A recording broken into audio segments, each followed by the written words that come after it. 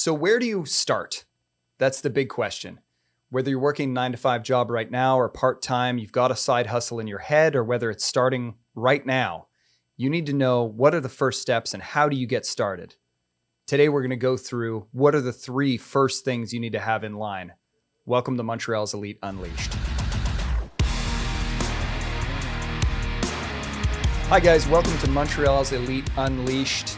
I'm your host, Logan Boyce. With me as always is Jonathan Ehrlich. Today we have the absolute pleasure of having our guest, Paul LaFleur here from Questionz, and he's going to talk to us today about what he believes are the first 3 things that you need to have in order to take that step outside of your 9-to-5 job or get full time into that side hustle you're running. So thanks so much for making the time today, Paul. Oh, thanks for having me. Pleasure to be here. So tell us about yourself and your whole journey and how Questionz became the company that it is today. Wow. Okay. So we have an hour, I hope. We have as long as you want, buddy. So it really started. It really started in 2016 when I got the boot from my last big corporate job. Mm-hmm. What were you doing there? I was VP sales for Eastern Canada for Rogers Media. So it was quite an important job for me. I'd gotten there over years of work. I started as a sales rep, then I was a sales manager, sales director, and then I was finally sales VP. It's like, I made it. You made it. Yeah. But I've got to say that, no offense to people at Rogers, I wasn't really happy there. Okay. So when I did get the boot, there was a part of me that was happy because I finally said to myself, oh, I can go and be an entrepreneur, because it was always something in the back of my mind that I wanted to do. Where do you think that came from? Good question. I think for me personally, I've always had a desire to start my own business. I had something to prove to myself. Oh, okay. A little chip on your shoulder? A little chip on my shoulder. I'm a short guy, maybe the Napoleon complex. I wanted to prove to myself I could do something. And so I always had that entrepreneurial desire in my background. My brother had done it 10 years earlier, an entirely different business, and he did quite well. And I said to myself, you know what? I want to do this too. I want to work for myself. I want to try it out. And I guess that was a catalyst. It was like, okay, Paul, it's now or never. Right. I was 50 at the time. Yes, I'm an old fart. I was 50 at the time, and I just needed to try it out, and it was perfect timing. So I said, okay, I'm going to do it. I'm going to start my own business now. So that was a catalyst. But there are some factors I think you need to consider before you get there, right? Right. So I guess the first thing that you really want to consider if you are going in that direction is to say to yourself, do I have, because we're talking about the 3 things. Yeah. Do I have financial security? Is it okay for me to take the risk to go and do something that might take a while to build itself up? What was the situation for you? The situation for me, I was lucky. I had a package that let me float for 9 months. Okay. So I said to myself, well, worst comes to worst, I'll draw on my RRSPs. We're in Canada, so I guess it's your 401ks if you're in the States. And I said to myself, okay, I'm going to go draw on that, because you only live once and you have to do something you believe in, and you've got to go for it. So it was actually very scary. It really was. I was like, I don't know if I can do this, but I had to try it. So for me, it worked out because I'm still feeding my family. Are you still within that 9-month period, or you've passed that 9 months? I've passed that 9 months. Unless we're in a time warp. It just resets. Yeah. Every time a sale's made, it just resets. I wish, yeah. Well, I think that 9-month period is so interesting because you have a time limit, right? You have to make this work in this amount of time. Yeah. Right. So I think it is really interesting that you had that time limit for yourself to figure out how to make this work. You're right. I did have that amount of time, but what I also said to myself is, worst comes to worst, I will draw on some savings, because I really wanted this to work. I really wanted it to go forward. I really wanted it to happen. So I wanted to do something. The thing is, I wasn't exactly sure what I was going to do. And my skill set was sales. It was sales management and sales. So I said to myself, well, what can I do within that environment that will enable me to have my own business? So the first few years were a little wobbly. I was at first I was like a gun for hire. So basically they'd hire me in, businesses hired me in to do sales and sales management. And eventually I moved more towards a consulting approach. Okay. To help the people internally do it. I'm getting off course here. No, you're good. This is great. And it was scary, but I knew in the back of my mind, if it didn't work out, I could go back and get myself a job in the corporate world. But Sure. I didn't want to do that. But you know, there's a fallback plan. You have to have a plan B, right? I mean, you can't be stupid about it. You know, if you're crossing the ocean in a paddle boat, well, you need to have a plan B, you know, Right. life jacket and a cell phone, you know? So, I guess my plan B was I could fall back into the corporate world. Yeah, but it takes a certain level of confidence to believe that you have that plan B. There's a lot of people out there that think, oh my God, it was a miracle I got this job in the first place. Yes. You do have to believe in yourself. I don't know. I have a little internal voice. I don't know if you guys have an internal voice. And my internal voice is not always nice to me. So what I don't think anybody's is exclusively nice. Well, actually, I was speaking to someone the other day and they're saying, oh, my internal voice is always encouraging and help me do. I go, wow, that's great. And I thought, am I the only one here? Because my internal voice is actually really mean to me. And it might sound funny, but what I had to overcome was I've got to stop believing that internal voice that tells me you can't do anything and you're a failure. Yeah. Because when I looked on paper, when I looked in reality, I'd been quite successful. I said, you know what? You've got a toolkit here. You've got a skill set that can help other people. You've got, you know, at the time I had 20 years or 23 years of sales experience. Well, that's worth something. Of course it is. Yeah. So I said, you know, to hell with you, internal voice, shut up. I'm going to try this out. So it's the confidence to believe in yourself. And I think at that point, I did believe in myself. I said, yes, I do believe in Paul. I'm going to try this out. I want to meet the person with the positive internal voice. I think like I've met maybe just a handful of people. You with Michael Jordan yourself. Michael you just Jordan had myself. like your own Paul who's there like, you can't do it. Yeah. You can't. Oh, yeah? Yeah. I'll show you. I'm going to do it. Yeah, I guess we figured true. out where the chip on the shoulder came from. Yeah, exactly. That and my height. I'll be mentioning that a lot. I still haven't gotten over that. So the first few years were a little wobbly. Yes. And so, you know, you were gun for hire. Yeah. And then how did it become what it is today? When did that switch kind of hit? So that's interesting. So gun for hire for a few years. And then I ended up working with someone who had a sales consulting business. And it was a great experience because I came in there as an independent consultant, but I would, I guess, pay them a fee to work with them. And I learned a lot there in the structure of how to do things. Mm-hmm. Now, we split ways. It's fine. We had a different way of doing things. And we had a professional disagreement, which is fine. And it's all good today. But from there, I said, hey, I'm going to build my own consulting methodology. And I'm going to go and read and listen to people I believe in and build the Paul LaFleur Questionz way of helping people grow their business. But that first business I worked with was, as a consultant externally, helped me in establishing how I wanted to do things and maybe how I didn't want to do things because it had to represent my personality. Of course. So that was an important stepping stone. So leaving the corporate world, being a gun for hire, working with another sales consultancy, and then really taking off on my own. So for the listeners who maybe want to get a little bit more information of what exactly a sales consultant does, like let's say I hired you for my real estate team. Yeah. You would do a 3-day, a 5-day. What does the average person hire you to do, and what does that look like? That's a great question. You know what? It varies from 3 days to a year. And what happens usually at first is there's an analysis. So I'll take the time to analyze the team, analyze the business, see, a state of affairs. Where do we stand right now? What's going on? What are we doing today? From there, I sit down with the owners or whoever is hiring me to decide, well, what are the expectations? What are the objectives? And then from there, we build a plan to move forward. So sometimes it ends up being, so some of my clients I've been with over a year, and I'm there on a regular basis. At first, usually it's analysis. At first, it's high-level strategy. Then high-level strategy, planning what's going on. Then it falls into training, and then it usually ends with coaching because we've done the training, we've done the strategy. Now we need to apply those. And as you probably both know, the training is important, but you generally don't retain that much on training. You need to coach to do it over and over again. So absolutely, that would be so analysis, strategy, training, coaching, usually in that order. What ends up happening is with some people, the analysis usually always takes the same amount of time, a couple of weeks. Yeah. When I say a couple of weeks, I get people to fill the analysis. I look at the results. So it's not an intensive couple of weeks, but it takes a couple of weeks to get the results. And then we do the first part. But with some people, it's like, hey, the analysis is good. We have strategy. We're happy. We can execute this now. And that's fine. And with other people, they want me to stay there because they don't have the internal team to to disperse the training or to properly coach. Yeah. So just like your entrepreneurial operating system that you plug in. Oh, I like that word.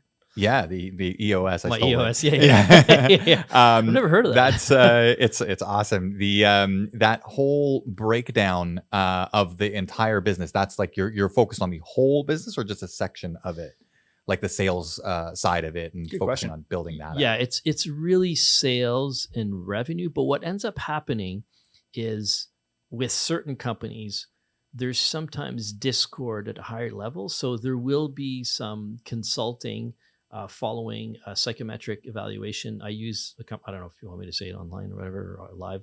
They're called Atman. They're actually a company here in Montreal, which I love. And from there, we'll see the different character types, and I'll help people communicate. But I don't get into the nitty gritty of operations. I might just analyze the VP operations to see how he works with the VP sales. So long-winded answer, it's all related to sales and revenue growth. So you do personality assessments of the individuals in their specific seats to see if they jive? Well, I won't tell a company whether the VP operations is in the right seat. I'm not qualified to do that, but I can tell you the characteristics or the character, if the characters will work well together, if the personalities will work well together, regardless of what their expertise is. Okay. So at that level, we have a first high level analysis of can these two people really work well together, and what is it that needs to happen communication wise? Because what happens in sales, what I've noticed, and I've been saying this ever since I read the Dale Carnegie book, How to Win Friends and Influence People, is that you're always selling something. You're always selling whatever. If you're talking to your kids, if you're talking to your mother, you're talking to your friends, it's really all about sales, not in the sense you're trying to do a transaction, but you're trying to get people to open up. And in a true consultative sales manner, if you can get another human being to open up, it's because you've approached them a certain way. Yeah. So this can be used at a high level when you're talking internally, because you're trying to bring a point across. Well, then you're using consultative sales methodology to enable communication. So does that answer the question? Yeah, 100%. Yeah. And are there like 8,000 different personality types, or is it that there's just like four dominant personality types? How similar is it to the disc? Yeah, basically. It's actually very different. That's what I was going I love disc. It's very different, but disc is very different. What this does is it really points out probably 15 or 20 different characteristics, and you're at either one polar end or the other polar end. Oh, okay. And you see how everyone is within those different parameters. And do you want people to like match, or do you want them to fill in the gaps? No, you don't want them to match. You want to see if people can. I'll give you one example. So if we're talking about emotional distance, so that's one of the parameters. So if you've got someone who's very emotionally distant and someone who's very emotional, the person who understands their emotions can actually have a good conversation with the person who's emotionally distant. But if you have two emotionally distant people, they can't connect. So sometimes when they match, it's not good. Okay. Or on the competition scale. So if you have someone who's very much on at the level of competition rather than conciliation, if you have two competitive people, that might not be good because they're bumping heads. But if you have one person who's more conciliatory and the other's more competitive, they can work well together. Right. So it's not always you want them to be together. It's how does it work together? But that's really just the introduction, right? That's just to say, well, what kind of people are we? And do we really want to move forward? And that's the first part where you see people are open-minded to say, well, yeah, I'm willing to work on what I think maybe doesn't help us move forward. What do you find majority of the time when you do the analysis on the sales team? Where do you find is the biggest gap most of the time? Honestly, the biggest gap is often in sales management. Okay. Is that you often have very good salespeople with very different characteristics, but people think they know how to lead sales, but most people focus too much on accountability and not enough on understanding what motivates their team and not enough on training them and coaching them. Okay. And when I say training, I mean a little bit of training, but mostly coaching. Yeah. Because people don't know how to coach. So the gap I find the most is that people don't know how to manage, and they don't know how to onboard, and they don't know how to remunerate. So if you're not onboarding properly and you're not remunerating, because remuneration drives behavior. Of course. So if you're not remunerating properly, you're not getting the right behavior. Yeah. And if you're not onboarding people properly and you're not managing them properly, well, then that's why your sales suck. Yeah. Yeah, Fair enough. I think, of course, the actual salespeople have to have the desire, Right. and they have to have what I call the sales IQ. So if we're talking strictly salespeople, we push management out of the way. What I mostly see is that people themselves have a hard time tying into what motivates them and keep themselves driven to do what is necessary. So you successfully did that in starting Questionz. So how did you leverage yourself to be able to do everything that you've been able to accomplish over the last 7 years? That is not an okay answer. We're going to spend the next 20 minutes drilling down until we get an answer. No, but there must have been something. We went over, obviously, a little bit of chip on your shoulder and that kind of thing, but it does take a certain, maybe it's a personality type, maybe it's a little bit of crazy, whatever it is. Yes. But personality type, crazy, right. Desire, something to prove to yourself, something, I really enjoy helping my clients.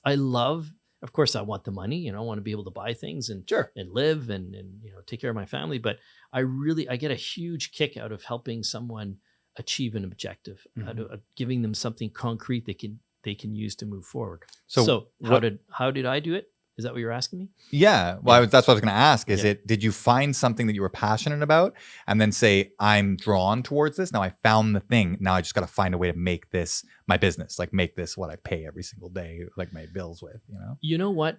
I've always known, sales kind of came to me. When I started in sales, I'll be really honest with you. I think I've said this to you before in the past. I went into sales because I didn't want a 9-to-5 job. I wanted to be a rock star and I didn't want to be sitting at a desk. Right. Now, my voice wasn't good enough and my music wasn't good enough, but I fell into sales. And I fell in love with sales when I realized I could help people achieve an objective. And that when I also realized I could meet a bunch of different people and help them achieve an objective. So when I got the boot from that company, I still loved sales. So I said, well, how can I apply this to my world? So I looked at my, networking roster and I called some people and I did the gun for hire thing at first. And when I got the opportunity to be a consultant, I said, wow, I can help specific companies get there. So I knew that I wanted to apply, I don't want to call it a talent, whatever you want to call it. I knew I wanted to apply that to help people move forward. So that was a given. So I knew I was going to go there. And then from there on, it became a lot simpler because I could read books. I could watch videos. I could just go more in depth, learn from other people and really say, okay, how can I create something organized that'll make sense? And I really, as much as I love doing what I do, I also like creating the content that's going to help the people. Because my objective is always, what kind of content can I create? What kind of delivery can I do to really make this stick with the people I'm working with? So that was my drive, and it's still my drive today. So one thing that I know must happen, so that's why I want to talk about it, is there's been this thing in business recently where everyone wants to get paid way too much money. So when they realize that, especially in this kind of downward facing economy we're in, downward facing dog economy that we're having right now, not a lot of people have that amount of money to throw around. How often are you getting offers of being a fractional sales VP of sales or things of that nature? And how can you turn that? How are you able to still stay strong with the idea that you're not working for the man? You're your own boss. Yeah. You're running your own business. You're saying no to bags of money. Because I'm imagining they're throwing money at you saying, man, if I just had this guy full-time, fractionally full-time, the bottom line would just freaking explode. Well, listen, I've gotten offers and I'm always very honest. It's not what I want to do, because first of all, if I end up working for someone or joining a company that I don't have a massive amount of equity in, and no one would be stupid enough to say, hey, come work with me, I'll give you half the company. So we know what massive means to Paul. Nice. 50%. Got it. Yeah, I want to have, and I explain to people, if I do that, my neutrality will go away, because now I'm your employee and I might not have the same approach towards doing what I need to do. Wow. If I'm neutral and I stay outside of it, I can help you a lot better. Yeah. And also, you can fire me when you've had enough of me. Right. And you don't have to worry about it. You don't have to pussyfoot around. You can just say, hey, it's over. So true, because as an employee at a company, you're probably thinking like, man, I'm not going to maybe say exactly what I really mean, or something that might, piss off the wrong person because I don't want to get fired. But as a gun for hire consultant style business, you can absolutely deliver the real goods. I think you have to. And talking about money, in a downturning economy, you have to focus on sales even more. Your salespeople have to be even better. Mhm. Of course. So theoretically, my business should do better. And I never, you talk about pricing too. And I always tell people, someone asked me, well, what's your, how much does it cost? I say, well, it's not a cost, it's an investment. And if I can't do a job, if I can't do the good job of showing them how the investment that I'm asking for will help them achieve an objective that they've quantified, which should be a lot bigger than the investment I'm asking for, then I haven't done my job. Yeah. Sorry, John, you were going to say something. I think, sorry, I cut you off too. Oh, no, it's the mindset. Anyway, I wanted to. Nope.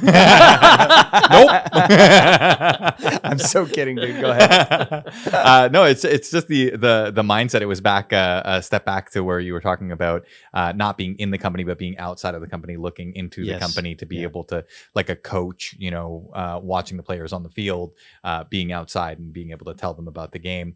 It made me think of Ferrari. There was a famous race car driver who I don't think he was working with Ferrari at this time, but they got him to drive around the track, and he got back and he said, the car's garbage. And they said, that's a Ferrari. And he's like, and it's garbage. And they had to work with him to fix it, to make it better. So it's cool that you're separating yourself in that way to be able to, not get emotionally attached in a different way to the company, or emotionally invested. Fearful that I can't feed my family, right? We're all human beings, right? If you work for someone, you're like, oh, do I really want to tell my volatile, emotional boss that his strategy is stupid and he's been working on it for 2 years? And, and then I might have to go get another job because he might be emotionally attached to this idea. So absolutely. And I realized that over time, because if I've been able to be really honest with people, and I realized, well, this has been beneficial to them, and it's much more beneficial to them than it can be potentially harmful to me. Yeah. And that's sort of like, if you want to put an equation to it, that's what I would say. So when you first started all this bit, like when you decided, okay, you know what, I've got the package from my job, I'm going to take this 9 months, I'm going to figure this out. What was the communication with your family when that was going on? Because that's a huge leap. And I'm sure a lot of people are wondering, like, even if I wanted to do this, how the hell am I going to have that conversation with my husband? How am I going to have that conversation with my wife that, hey, I'm leaving this stable thing that's putting food on the table every 2 weeks. Yeah. I'm just saying bye to that. I'm risking it. Well, remember when I was talking about the inside voice? Yeah. So that one was really nice to me. But my wife, my partner, is much nicer to me and believes in me a lot. That's awesome. And I'm lucky because you're right. It's very important. But my partner always believed in what I wanted to do. And she always encouraged me. And she always says, you know what, we'll manage. We have savings. I'm not worried. Amazing. So it's not common, but I'm very lucky that way. Also, her father did it. He was a businessman, and he went from being a salesperson to owning the company, and he did well. And she's a bit of a dreamer. So she says, hey, I believe in you, go for it. So it was very important, because you're right. Had I been with another partner, had I had another wife, maybe, it would have been, hey, we have an expensive mortgage, we have expensive cars, you can't do this. But I don't even think I would have grown because I took some risks too when I worked. Like when I went from being a salesperson to a sales manager, I moved companies, and I took a risk there because I went to work for a startup, and that startup could have failed. So she was always encouraging, always go, so it's a great question. And I think it's very important. And if you don't have the right partner, it might be hard for you to take that entrepreneurial jump, Absolutely. And I think it's not to, poo-poo on the partners that might be a little more fearful. Like your partner was incredibly lucky to have a father that has done that. Yes. I'm incredibly lucky that both my parents have very, very strong entrepreneurial spirits. That's not the case for most people. Yes. Most people have been brought up in an environment where it's go to school, get a job, stay in that job forever, buy a house, have kids, die. Yes. Your children repeat what you do. Keep going. That sounds really boring. That sounds boring as hell, man. Sign me not up for that. But it's also the amount of effort and energy that's going to go into starting something too, because there's got to be communication there too. It's like, Yes. we're not going to Yeah. be able to either go on that long vacation Yeah. that we were expecting to do, or you're not going to see me for a little while. Yeah, or I'm going to be home. In my case, I was working from home at the time, so you're going to see me all the time at the kitchen table, working and talking too loud and whatever that may be. So yes, you're right. You're entirely right, and it really it's very, very important. It makes a huge difference in your capacity as an entrepreneur to move forward. Absolutely, great question. Which one of you asked that? It was very good. Question. It was me. Thank you. Thank you so much. So what does a perfect day for Paul LaFleur look like these days? Perfect day. That's good. Again, in any of those things, if I get a chance to make a difference with a client, it really brings happiness to me. Like my wife knows when I come home and I'm all smiles or whatever, it's like, okay, he managed to get through to someone. So whether I'm getting through to an owner or a salesperson, I don't care, as long as I can get through and someone has an aha moment. That's huge for me. It makes me happy, just to know that they got something that's going to help them move forward. What's the Paul LaFleur philosophy? You had mentioned that earlier when we were discussing that you were working with somebody else and you didn't agree with all of their practices, and some of it was probably great for their brand, but they didn't really fit with yours. So if I were to ask you to summarize what the Paul LaFleur method is for coaching and consulting, what would that be? How would you describe it? What I hope always happens is that I want to listen to people. I want to hear what they're trying to achieve business-wise, and I want to help them find the path there, because I can't find it for them. I've got to make them find it. Now, sometimes there's training involved because they might not know that there's a way of doing this that someone else has developed before. So my philosophy is help my clients achieve their objectives, and usually, runs around revenue objectives and sales objectives. And my other philosophy is I believe most people who are intelligent and have the desire can achieve success, particularly in sales. If you put the time and effort into it, I think you can get there. But it's one of the hardest things to do, to tap into that motivation and to keep going. November 15th, when it's raining outside and you don't feel like doing those cold calls. Yeah. You've got to understand, as a manager, as an owner, you've got to understand what motivates those people and be able to tap into their motivation, not motivate them, but help them tap into their motivation. Yeah. Does that answer your philosophy question? Yeah. I haven't written I'm a solopreneur, really. I haven't written down my vision and mission. Maybe I should do that. Maybe you should. My philosophy. That would actually be really cool. That'd be a nice little thing to have too, to be able to give to people. I was thinking about that today, actually. So yeah, it's a good question. There you go. Heck yeah. Another good question. You guys are full of good questions. I just got in your mind there for a quick second and I was like, he was talking about this today. But so you've mentioned a couple of different things, like sales being very important, sales training, onboarding, specific types of not just training, but coaching. Is there a specific problem that you find most companies tend to have? Is it like if people were to look out for something in their own company that they're building and want to make sure that they don't hit that hurdle? Yes. What are they looking for? Tactically speaking, or maybe it's tactically and strategically too, most people misuse their CRM. Most companies have a CRM, and most people I find misuse it, because if you have a good CRM, it should be your sales assistant. So your CRM should be helping your team achieve their objective. Yeah. It's not just I'm looking down Big Brother system to see what's going on. So there's that. And I find too, not a lot of companies are using their CRM to store a playbook for the different steps of what you should be doing. Because I've seen it in a few companies. I find it's wonderful. I helped one company do it.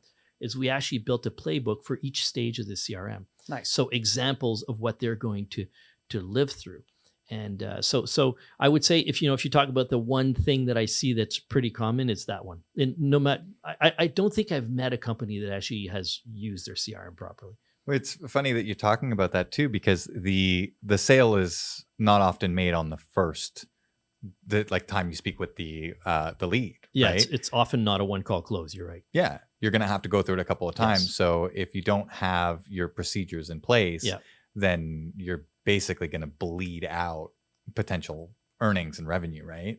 Yeah, if you don't have a good structure to your sales process and you don't understand the ups and downs of that sales process, and you don't understand how to best use it, then you're I wouldn't say you're putting yourself at risk, but you're not as efficient as you could be. And nurturing leads, I find that if like, I'm literally going to answer the same question because I coach a lot of real estate teams, and I hear you. The CRM is the same thing. I've never looked at it like the difference between the Big Brother approach and actually empowering the people who are using it. I've never heard that juxtaposition actually vocalized. So that's very, very interesting. I've never heard that before.